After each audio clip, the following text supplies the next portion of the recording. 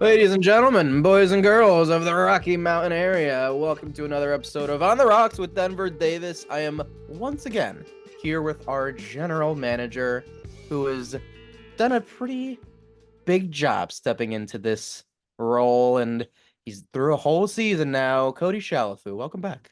Appreciate it. It's been a while, Denver, so I'm glad we're able to talk some shop again. Well, it's spring. Baseball is upon us. What'd you think of the first season? I'm a year wiser, that's for sure. It was interesting. Obviously, for everyone knows by now, I was just shoved into this, and it was interesting and getting to know Mr. Lynchfield a little bit more. I kind of understand his vision now, and I think we had a successful first year in terms of laying the foundation. I think this Rockies team is in a better shape now than it was last year, which is all you can ask as a GM. Um, we weren't very competitive. We kind of were out of the season before it even started, which just kind of is what it was. But now I'm able to kind of put my own mark on this team, which has been fun. It's been exhilarating. It's been scary. It's been everything. Luckily to have some good support systems in the community, like you, Denver, and everybody else who've been, giving me the benefit of the doubt and really letting me grow this first year. So I do appreciate that. And other than that, again, it's scary, but I think we're into it now. I'm a year again, like I said, a year wiser, a year under the belt, and I'm very excited for year two. Very good to hear, Cody. It's always good to hear that you're doing well. The mental health of our general manager of, baseball operations here for the Rockies is always good to have him feeling good about himself and hopefully feeling good about the team. Speaking of the team, heading into the spring, we've got some new faces here. No one really crazy. No one, we're not getting the Mike Trout, we're not getting the Shohei Ohtani money going here yet, but definitely some guys that can make a difference in the major leagues who have made a difference in the major leagues. Can you talk about those guys a little bit? Yeah, I think we made some improvements from within first. Chase Dollander has a chance to make the rotation out of camp, and we've added to that rotation. We got Alex Cobb. I think he's a guy who didn't play much last season with some shoulder stuff, but I think he's had a full year to rehab. I think he's ready to go, and he wanted to prove it here. And what better way to prove it that you still got it by having a good season in Colorado? I think that'd be awesome for him. In the bullpen as well, you have Matt Moore, Joe Kelly, two guys that we brought in, experienced, and these are guys who I think can help our guys already out there in the pen. We also have Yerman Marquez and Antonio Senzatella back from injuries from last year. So we're adding by just it being 2025 instead of it being 2024. Up the some offensive upgrades. Amador Tovar and Rana Rogers are going to be fighting for shortstop and second base. We have three guys worthy of it, two spots. We'll see how that ends up in spring. Some other guys, first base and the corner outfield spots for our two biggest, especially offensively inept places. We had Ryan McMahon move over to first base. We have since traded him and got off of him. I love McMahon. We just wanted to go in a different direction. And we brought in Josh Bell, switch hitter, a guy who can hit very well against both sides of the plate, really an offensive minded guy. And for a team playing in Coors Field offensively, our on base slugging, average runs, all those were just very, very down towards the bottom, if not the worst mark in major leagues. So we really wanted to bolster up our offense. We thought that was a good place to start. Tyler O'Neill, a guy who I talked about a little bit last year, liking, maybe not on camera, but definitely internally. A guy who is fast, can hit, get on base. Let's really prioritize guys who can get on base. Not exactly Moneyball, but also if you get on base and home runs are flying in that ballpark, doubles are flying in that ballpark. If you're on base, there's a good chance you're going to score on a base hit there. So if you can score runs, Denver, I know you know this, you win baseball games. If you win baseball games, everybody's happy, and that's what we're trying to do here. So Cody, that's kind of you definitely sound a year wiser, Cody. I can tell you that. year. I mean, who would have thought? If you just told me that last year, we would have won the pennant. But now I know. I guess that was on hand up on me. My bad. But anyway, I'm very excited. We got some position battles going on. It's going to be a fun spring, and I'm very excited to see what year 2 has in store for the Colorado Rockies. Sounds exciting. Sounds like we've got some things to look forward to. Obviously, there's a lot of veterans on this team who are helping us bridge to the future, but we're going to keep an eye on those young guys always. They're going to have to play bigger roles than they've ever played if we're going to be successful. Who do you think is the guy that needs to break out this season if we're going to be successful in the future? I mean, I think Amador is the big answer. I think Dollanders are good. It has to be one of Zach Thien or Jordan Beck. We've talked before about them. They kind of just played off each other. Veen did make the major leagues eventually and had a decent showing. But if one of those two guys can really step up and prove themselves, be a good hitter at a young age, and really give us a really good full rookie season, I think we're going to go a long way. All sounds good. Looking forward to seeing what does happen because we just don't know at this point, but setting us up for good success in the future. Always appreciate your time, Cody. Appreciate it. No, always love jumping on. Well, that's going to do it here for another episode of On the Rocks here. I'm your host, Denver Davis. I will see you next time. Season 2 is officially starting, and as always, we start in spring training and we start looking ahead to the future. We're looking at our top prospects for 2025. We have some notables in the top 100: Dale Amador, Bobby White, our first-round draft pick that we had, starts the year at number 29. J.J. Rose is in there as well, Hardesty and Dollander, so already 4 starting pitchers in the top 100.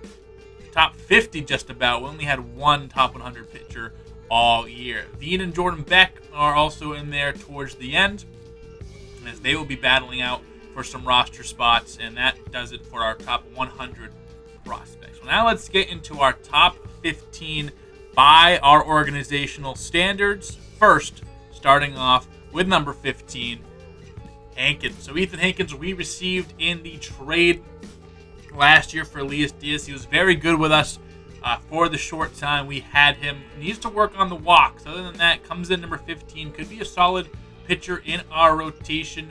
Good velocity, good break. Everything looks very good. We'll see what he can do this year. He comes in at number 15 on our list. Number 14, another starting pitcher. It's Omar Cannon. Very much the opposite of Hankins, where Hankins excels at getting good strikeouts and not walking, and walks a lot of guys. The reverse for Omar Cannon. He does not strike out a lot of guys. However, he keeps the walks low. He keeps the ball in the yard. He's a soft contact merchant. A good amount of break. He only has 3 pitches right now as a starter. We're going to try to develop him a 5th. Right now, he's going to be working in Double-A to begin the season. Maybe even Single-A. He's a little ways away. Right now, they have a 2029 ETA for Omar Cannon. So even at 21 years old, we still think he's a few years away. Maybe needs 4 or 5 years. If he does really well, it could surprise us, be up in 3. But especially with how good we have in terms of starting pitching, he's a guy who might be an MLB starter for us. However, we have him lower on the list, number 14, just due to he might not be available for us as quickly as we think. Another draft pick for us last year, Christian Nam, a 2029 ETA as well. We feel like he can be an MLB contributor.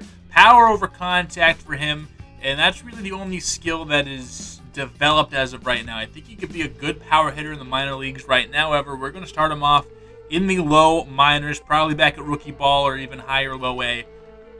Really let him work on getting the rest of those skills up. Won't see him for a while, but a guy that we still feel like has enough value for us and puts him on the number 13 slot on our preseason list. Our first return from last year, Warming Burnable, 22 years old, plays third base. Again, contact over power, has good plate skills, isn't going to strike out a lot. We have him number 12 on our board, or on our prospect list for 2025. Could be out next year. Depending on how third, obviously we did move Nolan Jones to third base full time, signed him to a nice extension, so maybe Burnable has to move around a bit. Has good fielding ratings, did have a cup of coffee with us last year, but more of just, it wasn't exactly what I wanted to do. We feel like we can marinate for a little bit longer, and we'll see him hopefully soon. Tyrone Garinger, 18-year-old, another draftee from last year, another guy for 2029 to look out for. This guy can flat out rake, though. High contact from both sides of the plate, or against both handedness, I should say, especially against lefties. The power is not there, especially for first baseman. He's going to play a corner position. He doesn't need to. I've always been of the belief that you just put skills on the field. You don't need power from first base if you get power from somewhere else. He's a guy who's going to hit well with guys on base. He's not going to strike out. He's going to have good walk numbers. He's going to be a pure contact guy that could be put anywhere in the lineup if he develops. Again, 2029, we're looking for him. Next up, Benny Montgomery. Last year, he did very, very well in AA. Ended up finishing the year off in AAA, where we have good hopes for him. He could be up this year, especially if he continues the path that he was on 2024. Going to be playing center field for us. Again, the fielding is there. The speed is there. The contact numbers are getting there. I would be comfortable putting him in as the fourth outfielder today. We're going to let him battle it out. However, not going to add him to the spring training camp. We still have him as an MLB contributor on upside, but we could see him pretty soon. So Benny Montgomery, a guy to look out for. Coming in at number 9, our 9th-ranked prospect, as we're starting to get into that top 10. A guy we got in this offseason, Ralphie Velasquez, a catcher, 19-year-old. We can see him in 2027. That's where we're projecting him to be on this roster. Him and Drew Romo can make a very good tandem behind the plate. Right now, really as a lefty, hits lefties a little bit better. Slight favor for power over contact. The plate skills, everything at the plate is very average right now. Again, another one of those guys who doesn't excel at much, but also doesn't have many weaknesses. The fielding's on par. I feel like he could field. He could be a decent fielder for us right now if we wanted him to be. We won't ask him to do that, however. So we could give him a couple more years to marinate. Just 19 years old, but we have high hopes for this kid, and this is why we went after him for Cleveland in the offseason. So 2027, be on the lookout for Ralphie Velasquez. Back to the hot corner we go, and a guy who might not stick at the hot corner, and a guy who had last year robbed of him. It's Sterling Thompson, third baseman primary right now. We've been playing him in the minor leagues. However, we're going to give him a lot of work in the outfield. I think he has the speed to do it. Fielding is definitely his number one attribute. He can field. He has a good arm. He's an accurate arm. He's a good reacting. We can see him up next year. I want to give him that time. I think right now he could play in the major leagues. I would like the bat to get a little better. Contact over power. This plate skills are okay, so he won't strike out a whole bunch. But I'd like to see him work up some walks and work better with guys on base.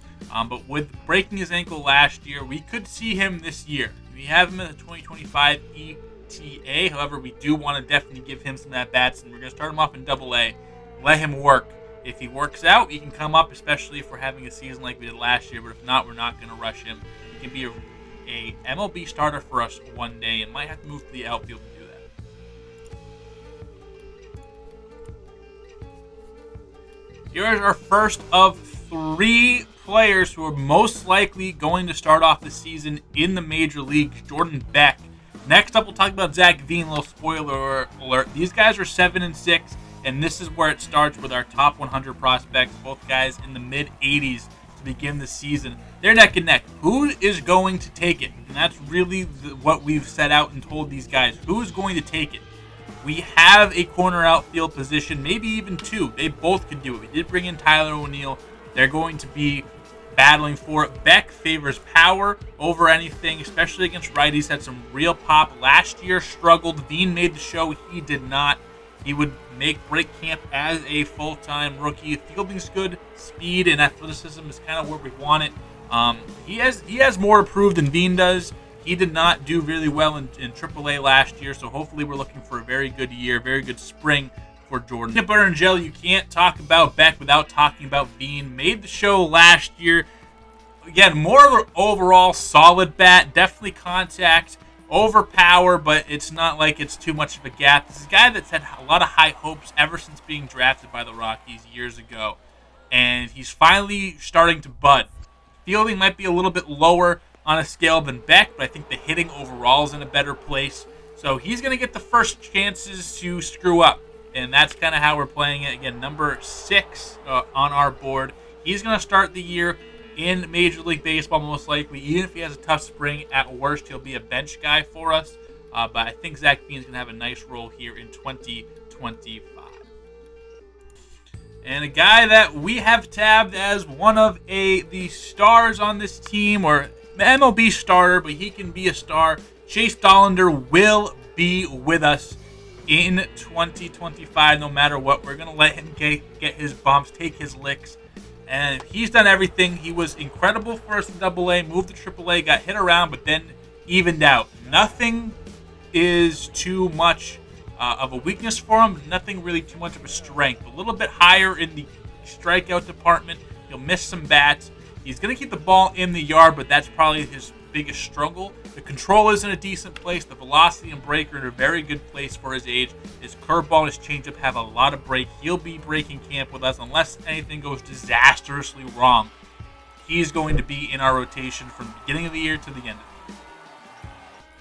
And the first of our big 3 that we got last year, MLB starter, we have him in 2027. We'll most likely see him, Alex Hardesty. Keeps the ball in the yard. That's what we like from him. Has high strikeout potential. Could work on walks. Could work on limiting hits.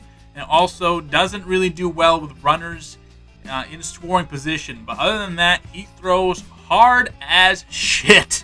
He has a tremendous arm. Not much break, but that's combated with the overall velocity. Slider touches the 90s. A triple-digit fastball. A cutter that's up there as well. A 12-6 that falls off the table. A guy that he might not be going too deep in the start. So maybe he's capped at like a fourth or fifth starter just because he doesn't have the stamina to really go 7-8 innings like a number 1 truly does. But I think that's the only real thing holding Hardesty back. If he just does what he's going to do, then he's going to be a big player for this Rockies teams.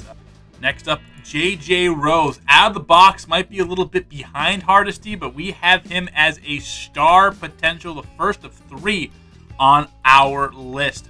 Big strikeout guy, is going to walk some dudes, so we have him at 2027. We'd like to see him get 2 full years, make sure those walks aren't an issue. Velocity's in a very good place. The break is in a very good place. A lot of movement on his pitches. Again, keeps the ball in the yard, strikes a lot of guys. There's not much you would want more in a pitcher. We were so lucky for having this guy fall to 37 to us, and I cannot wait to see J.J. Rose. Number 3 on our list, left-hander. Could see him in 2027 where we project him coming up. There's a reason we had him picked number 3 overall, Bobby White. First things first, we want to give him a 4th pitch. Most likely a slider. We'll see in AA what coach wants to kind of give him, where specialties are. We're going to let him play a little bit, see what he needs to add to his arsenal. But this guy is a stud. At 18 years old, he probably could play right now. He really can. His rookie ball experience last year after being drafted, he was phenomenal. Everyone raved about him. But we're going to be patient with him. He's our number 3 pick. We don't want to turn that into a poor investment. We want to give him the time. Wants to work on walks. And that he's going to strike guys out. He's going to limit base runners. And if they do get on, he's going to do well with them on. He's a guy who can be a number 1 for us. He's a star in the making. And just like him, our next guy is as well. It's Adael Amador. What more can you say about Amador? Did come up with us last year, however, didn't have the best showing, but high contact from both sides of the plate, the switch hitter. The power's in a really good spot, especially for shortstop. We're going to be looking at maybe giving him an extension pretty soon. Isn't going to strike out a whole bunch. He's going to do well with runners on. He's a decent fielder for what it's worth. Maybe his long term is second base. We're going to have an opening there maybe with Rogers in his last year. See how it is. Tovar is going to be there at shortstop. We're not going to move him unless he has another year. That actually keeps the door open. Tovar's year last year wasn't fantastic. That keeps the door open for maybe Amador playing shortstop for us a long time in the future. That's going to be our top 15 prospects. Amador will start in the major leagues. Who on this list do you think is going to be a sneaky contributor? Someone in that 9 to 15 range going to be a very good player? Or is someone in that top range just going to outperform even where we think they're going to be. You let us know, but I'm very excited for the future. Pitching heavy. We've added a whole slew of pitchers into this top 15 from last year. It's a lot more balanced, and I cannot wait to see these guys in action. First wave of cuts through spring training, as we like to do. We have 3 different waves of cuts, and usually the first couple times through it's pitchers. So Darius Vines is not going to make camp. He is going to be sent down. Ryan Rollison as well is going to be sent down immediately. Again, usually these first cuts are guys who definitely aren't going to make the team. We definitely want to give them their battles, but just 3 guys cut in that first wave as we move on into spring. And here is now wave number 2. This is really a big cut for us as we really handle these position battles. In the spring, we're looking at a few different battles. Outfield, especially the corner outfield positions. Dean, Fernandez, Beck, and O'Neill. You have 2 spots, left field and right field. Who wants them? Shortstop, Tovar versus Amador. Up the middle, those 2 are going to be with us for hopefully a long time. Is one going to do exceptionally well over the other? That's a position battle we're looking forward to and seeing who wins out. And then after that, DH. We have a spot. Who wants to get it? I think we did a very good job filling first base and all that, but DH, someone can come do it. So here we're looking at some of the stats from the first that month of spring training. Veen and Yanquiel Fernandez did exceptionally well. Tovar, O'Neill did not. So this is one of those battles we were looking for. I'll tell you this right now. These are the guys who are going to come and make the team.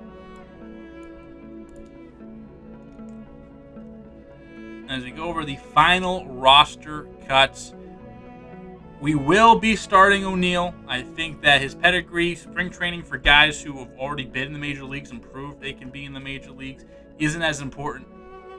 And he's going to start. That is going to leave Zach Veen getting the job, and Yanquiel Fernandez is going to win DH. Other than that, everything else kind of played how we thought it was going to be. Jones at third base. We have Tovar. He is going to get the shortstop reps against left-handed pitchers, but against right-handed pitchers, we're going to let Amador go. This is the guy that we were banking our future on. He is going to win the job out of camp. In the rotation, it's going to be Marquez, Freeland, Cobb, Bubic, and Dollander. So 4 whole new faces into the rotation. We were able to get German Marquez back. Senzatella did not make the team out of camp. He had a rough spring. We want to give him time to really make sure that arm is good. And that will do it. So if you're excited for year number 2, let me know, please. I cannot wait to share this story with the Rockies even further. I will see you next time. Have a wonderful rest of your day, everybody.